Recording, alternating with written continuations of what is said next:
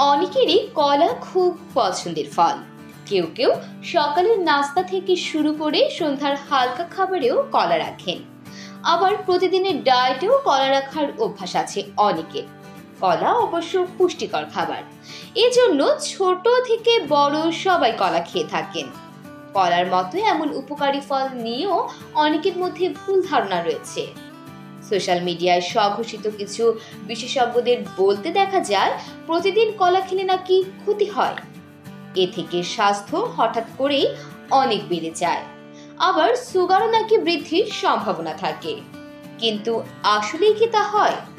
সম্প্রতি এ নিয়ে ভারতীয় একটি সংবাদ মাধ্যমের সঙ্গে কথা বলেছেন কলকাতা শহরের বিশিষ্ট পুষ্টিবিদ কোয়েল পাল চৌধুরী।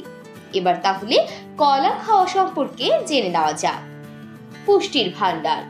কলাকে বলা হয় পুষ্টির ভান্ডার। এতে potassium, magnesium, vitamin C, folate, niacin, copper সহ নানা উপকারী উপাদান রয়েছে। এসব উপাদান শরীরের গঠন ভালো করতে সহায়তা করে। আবার এতে থাকা অ্যান্টিঅক্সিডেন্ট ও ফাইটোনিউট্রিয়েন্ট রয়েছে। দুটি উপাদানই শরীরের প্রদাহ কমায়। এ কারণে একাধিক অসুখ দূরে থাকে। তাই নিয়মিত কলা খাওয়ার কথা বলা হয়। কলা কি সত্যি ওজন বাড়ায়? কলা খাওয়ার ফলে সত্যি ওজন বাড়ে। এতে কার্বোহাইড্রেট রয়েছে, এ কারণে প্রতিদিন কলা খেতে পারে। যাদের ওজন ঠিক রয়েছে তারাও প্রতিদিন একটি করে কলা খেতে পারেন, শরীরের উপকার হবে। আবার যাদের ওজন বেশি, বিএমআই অনেক বেশি, তাদের কলা না খাওয়াই ভালো। এতে ওজন বেড়ে যাওয়ার ঝুঁকি থাকে। ডায়াবেটিসে কলাকে না। ডায়াবেটিস খুব জটিল অসুখ। এ ধরনের অসুখ থাকলে শরীরের অবস্থা খারাপ হতে বেশি সময় লাগবে না।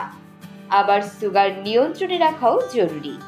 এজন্য ডায়াবেটিসে সুস্থ থাকতে কলা খাওয়া যাবে না।